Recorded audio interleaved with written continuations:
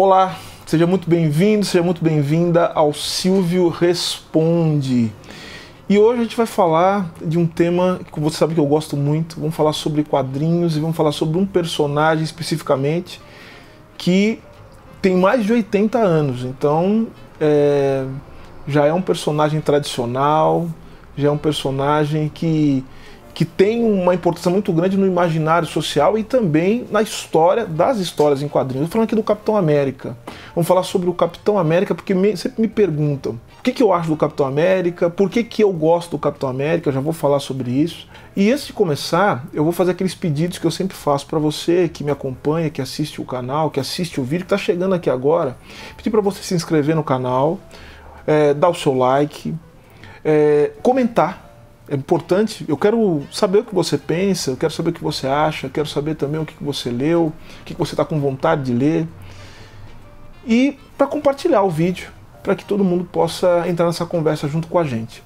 Então, dito isso, eu quero falar sobre o Capitão América. E tem mais um recadinho para dar. Você que gosta de quadrinho, mas gosta de política, que é o meu caso. Eu gosto de quadrinho e gosto de política. Tenho mais uma novidade. Eu e o professor Júlio Veloso estamos organizando um curso chamado Vida, Sofrimento e Morte do Herói.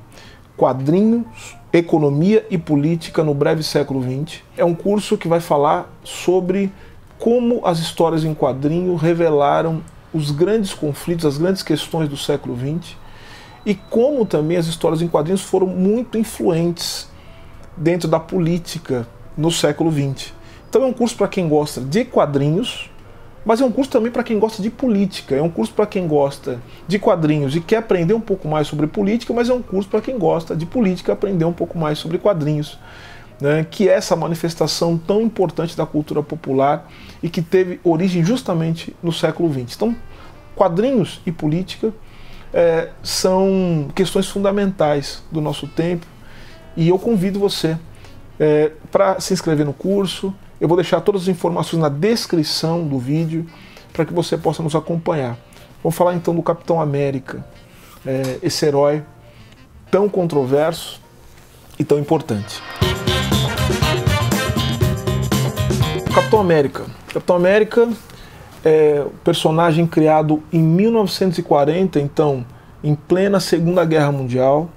Os Estados Unidos ainda não estavam, como vocês devem saber, eles não haviam entrado na Segunda Guerra Mundial, ainda que os Estados Unidos estivesse já envolvido no conflito de alguma forma. Então vejam que em 1940, quando da criação do Capitão América, ainda não havia entrada dos Estados Unidos na Segunda Guerra Mundial, o que ocorreria um ano depois, 1941, depois que a base militar em Pearl Harbor foi bombardeada pelos japoneses. E aí os Estados Unidos entrariam oficialmente na Segunda Guerra Mundial. Pois bem, o Capitão América foi criado em 1940. E vejam que a primeira aparição do Capitão América se dá na revista Capitão América, da editora Timely Comics, que mais tarde tornar-se a Marvel Comics. A capa da revista era Capitão América dando um soco em ninguém mais e ninguém menos do que Adolf Hitler. Então já foi uma capa extremamente polêmica, porque mesmo nos Estados Unidos já havia toda uma controvérsia sobre qual posição os Estados Unidos adotariam na guerra. Como eu falei, só em dezembro de 41, um ano depois, os Estados Unidos entraria oficialmente na Segunda Guerra Mundial. Steve Rogers é um soldado, se alista no exército americano, é um sujeito de compleição física bastante frágil, mas que se submete a um experimento onde lhe é ministrado o soro do super soldado. Que é a ideia, uma ideia que depois a gente pode falar sobre isso, fazer um vídeo sobre isso, que são as várias tentativas também de produzir soldados que não tivessem as limitações dos soldados habituais e que pudessem, portanto, se constituir como verdadeiras máquinas de guerra, superando as limitações próprias dos seres humanos, que os soldados efetivamente são. Em Steve Rogers é ministrado o soro do Dr. Erskine e dá muito certo a experiência. Ele se torna, de fato, um super soldado. O Dr. Erskine é assassinado logo depois do experimento completo, de tal sorte que Steve Rogers se torna o único super soldado dos Estados Unidos e, portanto, o único homem até aquele momento a ter em suas veias o soro do super soldado e os superpoderes. O Capitão América, ele tem superpoderes que são derivados do soro que lhe foi ministrado. Por que eu estou falando do Capitão América aqui? Isso que é interessante, né? Primeiro, eu estou falando do Capitão América aqui porque há 7 meses atrás tem um vídeo que vocês vão poder conferir também, vou deixar na descrição, um vídeo em que eu, o PJ Caiová, o Ronilson Pacheco, né, um intelectual, teólogo, Ronilson Pacheco, e o Emicida, nós fizemos um vídeo em que nós conversávamos sobre quadrinhos, sobre como gostávamos de quadrinhos. Somos todos negros, né? Ou seja, o que significa para um homem negro gostar de quadrinhos. E lá eu fiz uma revelação muito importante. Eu falei que gostava do Capitão América. E aí todo mundo achou estranhíssimo. Como você, Steve, gosta do Capitão América? Eu que sou um crítico da política americana, sou um crítico do como os Estados Unidos trata a população negra. Enfim, sou crítico do modo com que os Estados Unidos se coloca no mundo, né? Ainda que tenha grandes amigos naquele país, enfim, mas crítico da política americana e daquilo que os Estados Unidos representa. Então todos ficaram surpresos, por que o Silvio então gosta do Capitão América?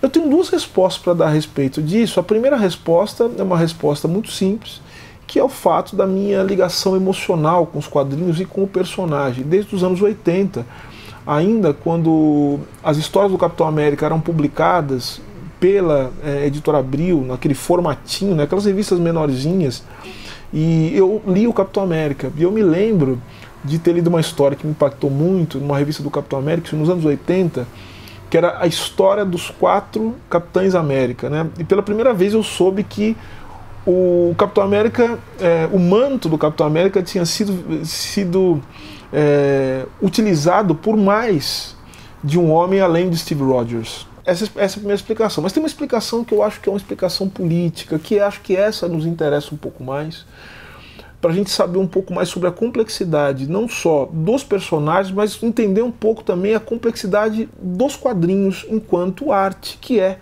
Os quadrinhos são considerados, já falei isso em outros vídeos, a 9ª arte. Então, de tal sorte que os quadrinhos guardam uma complexidade, os quadrinhos guardam um dinamismo que precisa de um olhar um pouco mais atento, mais acurado e mais paciente.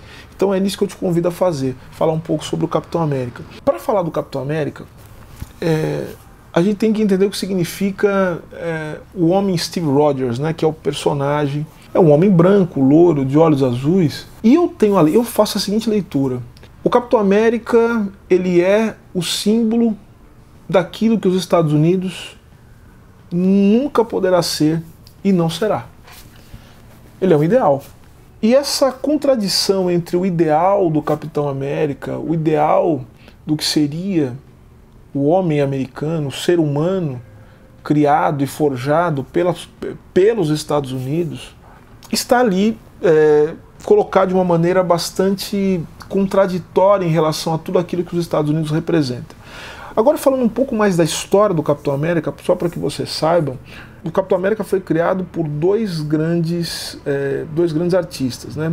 Primeiro, Joe Simons, e o segundo, Jack Kirby. Jack Kirby é, sem dúvida alguma, o maior nome da história em quadrinhos, das histórias em quadrinhos de todos os tempos, né? Talvez a gente poderia colocar, obviamente, Stan Lee, a gente pode colocar Will Eisner, enfim, há outros nomes que nós poderíamos colocar, mas Jack Kirby, sem dúvida alguma, ele se encontra no panteão dos grandes nomes da história em quadrinhos de todos os tempos e criador de diversos personagens importantes, fundamentais e que até hoje, enfim, brilham na cultura pop e a todo momento são referência para todos nós. Então lembrar que o Capitão América ele foi criado por esses artistas e ele foi um grande sucesso, né? Mas esse sucesso foi até os anos 50 aproximadamente, porque logo depois da Segunda Guerra Mundial, as mudanças sociais fizeram com que a figura do Capitão América perdesse a potência, a força que tinha no período da guerra. Né? Pra vocês terem uma ideia, o Capitão América naquele período, nos anos 40, chegou a vender 1 milhão de exemplares, que é uma coisa impressionante. Todo mundo queria ler o Capitão América. Todo mundo queria saber quem era o Capitão América, se conectar com as histórias, com aquilo que ele representava. Depois, a partir dos anos 50, o Capitão América cai em declínio, a revista do Capitão América também é cancelada. Então vejam que o Capitão América só voltaria às histórias em quadrinho nos anos 60, com uma história que se tornou uma história clássica, que inclusive é a história que dá base para os filmes, né, que a Marvel veio produzindo, e os filmes especificamente do Capitão América. O Capitão América ficou congelado durante décadas, e o soro do super soldado permitiu que ele ficasse em animação suspensa, porque numa luta o Capitão América, o avião que ele estava explodiu, o Capitão América caiu no mar, foi levado pela corrente, pelas correntes marítimas e acabou congelado. História em quadrinho, gente. Tem que suspender o juízo. E de tal sorte que o soro do super soldado fez com que ele ficasse em animação suspensa. Anos depois, ele seria, vamos dizer assim, descongelado e redescoberto pelo príncipe submarino, o Namor, né? E ele, um homem que no final da Segunda Guerra ficou congelado, ele voltaria nos anos 60, pegaria os Estados Unidos completamente diferente, né? É um homem que nasceu no meio um homem que renasceu, que reapareceu no meio da Guerra Fria. Por isso que eu faço a leitura do Capitão América, porque vejam só, obviamente que as histórias em quadrinhos têm roteiros, né? Tem os roteiristas têm visões diferentes. Então é difícil afirmar o que é um personagem, porque os roteiristas e as circunstâncias históricas, elas vão mudando, e muito, a maneira com que o personagem é visto, a maneira com que o personagem é representado. Mas a questão é que Steve Rogers, ele é um homem dos anos 40, um soldado que acredita numa visão, vamos dizer assim, dicotômica do mundo, nessa luta do bem e do mal, os aliados contra o eixo, a luta contra o nazismo, né, contra a personificação política da barbárie, que é o nazismo, o nazifascismo é isso, de fato. Então, o Capitão América é um homem que nasce, ou renasce, sendo mais preciso, num outro momento. Ele renasce, como eu disse, no meio da Guerra Fria, em que os Estados Unidos ocupam uma posição hegemônica no mundo, especialmente depois da Segunda Guerra Mundial, em que há uma série de contradições em relação àquilo que os Estados Unidos representava e aquilo que os Estados Unidos efetivamente é. Então, as representações de Steve Rogers são sempre representações de um homem melancólico, de um homem perdido, de um homem fora do seu tempo, e de um homem que cada vez mais vai se afastando da sua posição enquanto um soldado a serviço do país, no caso dos Estados Unidos, mas que vai cada vez mais se aproximando desses ideais, o que vai colocando os Estados Unidos como sendo uma espécie de grande adversário da figura representada pelo Steve Rogers. E há vários pontos, vários roteiristas que trabalharam essa ideia, né, dessa contradição dos Estados Unidos com o soldado criado pelos Estados Unidos, que se tornou o seu grande ideal, que é o Capitão América, na figura de Steve Rogers. Dessas várias contradições, tem uma que vai aparecer em algo muito especial sobre o personagem, né? Que é o fato de que, eu já disse aqui, o manto do Capitão América não foi trajado, né? Não foi usado, não foi vestido por apenas um homem. Várias pessoas vestiram o traje de Capitão América. E é importante notar que eram homens diferentes, com compromissos diferentes daquele que Steve Rogers tinha. Agora, um deles chama a nossa atenção, que é Isaiah Bradley. Isaiah Bradley, que é o Capitão América negro, que até então não era conhecido, não era tão falado, mas que numa história de 2003 passou a ser conhecido e agora foi representado também pelo MCU, né?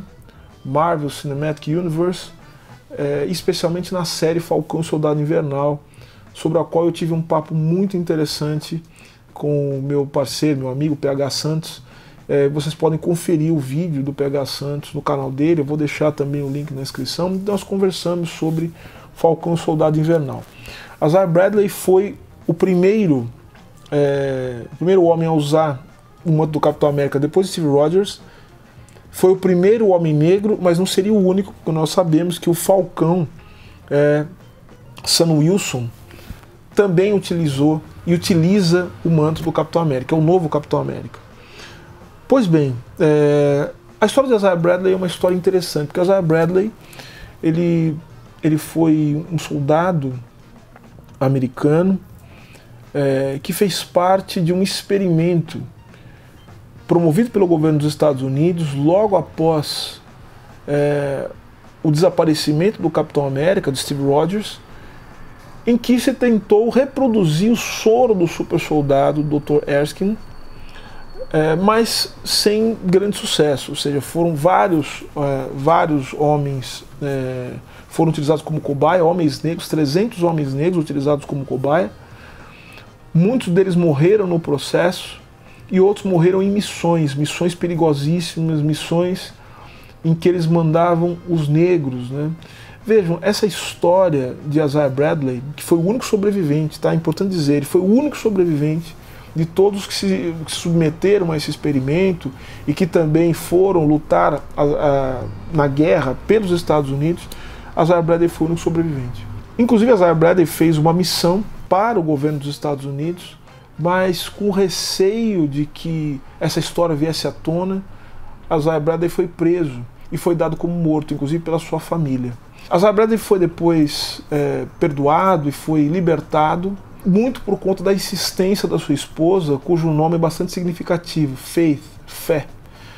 Ela insistiu, não acreditava na morte do seu marido, insistia muito, mandava cartas ao presidente.